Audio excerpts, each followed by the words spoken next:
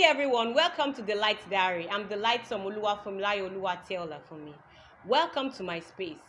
Yes, we were talking about communication in marriage. We'll go ahead to talk to increase to go a step further. Today, we're going to be talking about responsibility. Communication breeds responsibility. For you to be responsible, you need to always communicate with your spouse. There's nothing wrong in you telling your spouse what you're going through outside. There's nothing wrong in you telling your spouse what happened, where you're going, when you're coming back. There's nothing wrong at all. Because when you communicate with one another, when you're always on the top, on the top gear, calling one another, this is where I am, this is what I'm going through right now. I won't be able to make it to the house by 4 that I planned. I'm in the traffic, blah blah blah, like that. It's foster unity and makes you to feel more comfortable and more homely with your spouse. Some people regard that as being stupid or being vulnerable. Yes, it's better to be stupid to your spouse or vulnerable to your spouse than to be stupid to somebody outside.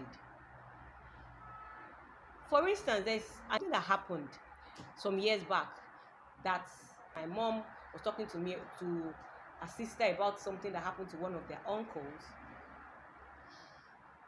He has 2 wives or 3 wives now, and anytime he's going out, all he says is, when they ask him, where are you going? He says, I am not a baby. I will take care of myself, and I cannot get missing, I cannot get lost. I'll come back home whenever I like. So this my uncle was asked, where is he going? That day he just bought a new motorcycle. And we're like, where are you going? He says, I am not a baby. I will take care of myself, and I cannot get missing, I cannot get lost. I'll come back home whenever I like. So he went out, and that night he was so surprising because he came to Lagos and he was on his way to my house, but my mom did not even know he was coming. My mom works at the exchange. He could go to the Nitel booth to call the exchange to tell my mom that he was coming. He didn't, because he wanted to surprise my mom with the new motorcycle. So in the night, he on the headlights. He has never seen a car drive at night before, so he didn't know the cars had headlights. So he saw 2 headlights coming from the front, so he thought it was 2 motorcycles. And guess what? He said he wanted to pass in between the 2 motorcycles and greet the 2 people, never knowing that it was a car coming. The car was honking at him. He was honking back, thinking that, yes, I know you are there. I'm going to come and greet you. And you know what happened next? He landed in the hospital. And for a while, he was in the hospital unconscious for about 2 weeks. The wives did not look for him. They were worried, but were like, he will come back home. And then maybe he was going to come back home with another wife. That's what they thought, because that's what he normally does. God being faithful, the hospital that they took him was the military hospital. And my mom works with the military. My dad was in the military. So immediately he mentioned the name of my mom.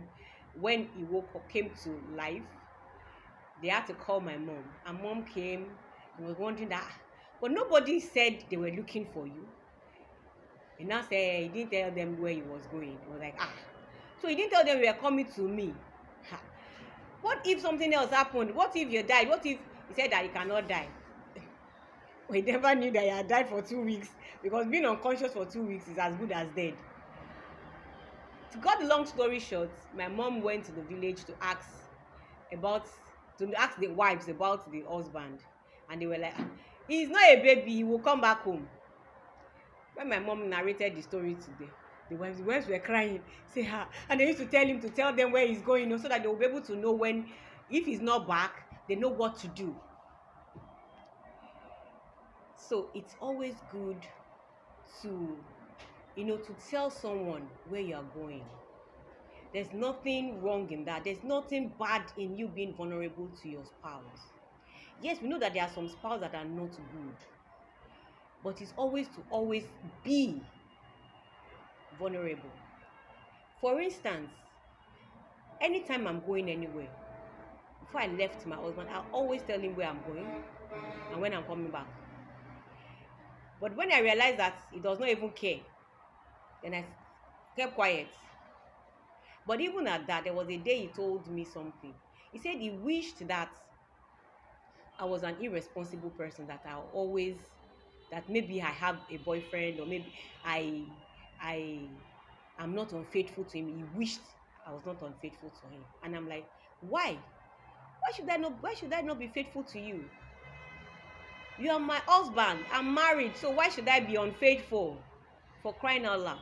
Yes, we know that there are some husbands and some wives like that.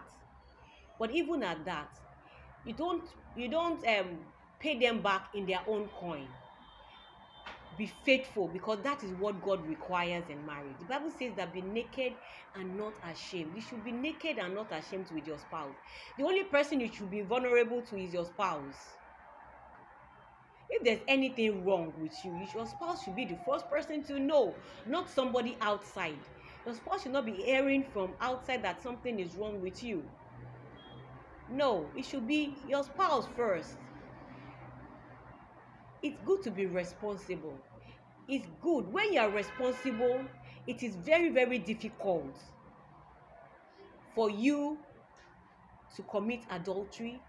It's very difficult for anything, like any unfaithfulness to come in. It's very difficult. So when you're open to your spouse, you'll be secured, because your security is not in God, not even in anybody.